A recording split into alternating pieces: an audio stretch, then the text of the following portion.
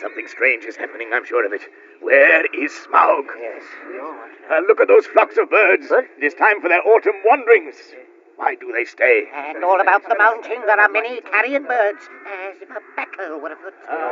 Hey, there's that old thrush again. Look. He's trying to tell us something. If only he were a raven. We dwarves can speak with ravens. Ah, he's gone. I knew many ravens of the rocks hereabouts when I was a dwarf lad. Just above this very guard chamber there lived a wise and famous pair, old Kark and his wife. But I don't suppose that any of that ancient breed linger hereabouts now. Hey, the thrush is coming back. Oh, yes.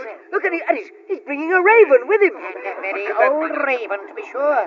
Look at his bald head, and see how slowly his wings flap.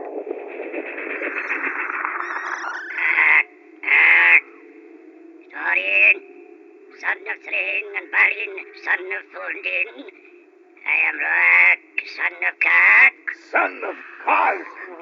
You are indeed welcome. It is 100 years and 53 since I came out of the egg, but I do not forget the king of old. I bring you tidings, some of joy to you, others you will not think so good. Say on, O Roak, son of Kark. Behold, the birds are gathering back again to the mountain. The word has gone out that Smaug is dead. Dead? Smaug dead? This thrush, may his feathers never fall, saw him killed in battle with the men of Escaroth. He was shot by Bard, the chief archer, a grim man but true. Smaug dead! The dragon killed him, you hear, dwarves! My dwarves, Smaug is dead!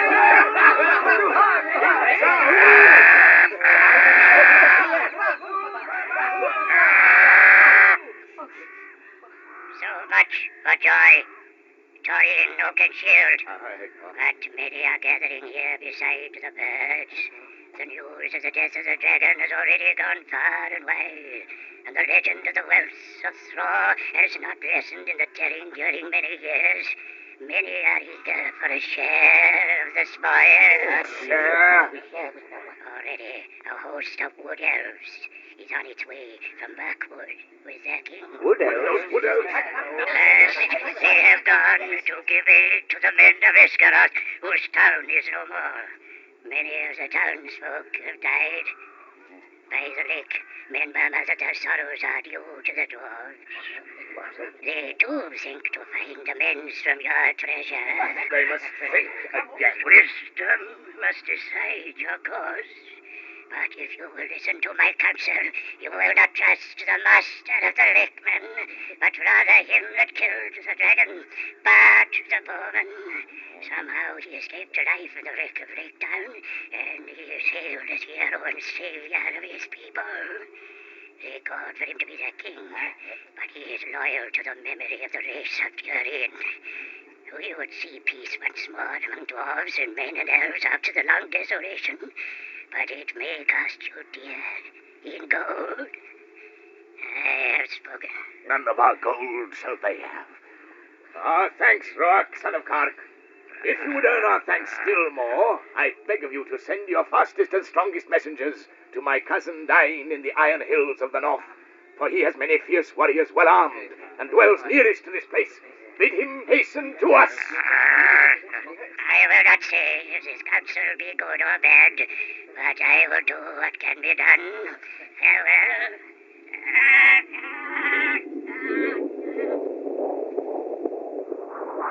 Farewell, Rock! Farewell, Thrush!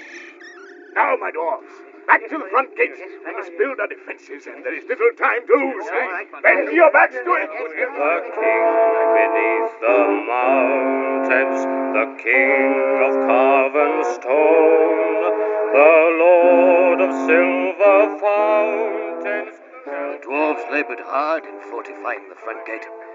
For since this was now the only way out of the mountain, it was also the only means of access to the treasure. As they worked, the ravens brought news that the joint armies of the lake men and wood elves were hurrying towards the mountain. In 4 days they would arrive, and in 4 days, the hastily thrown up but solid barrier across the front gate was ready. The only way into the mountain was by climbing over the wall, as the dwarves did themselves, with ropes and ladders. I didn't like the way things were going at all.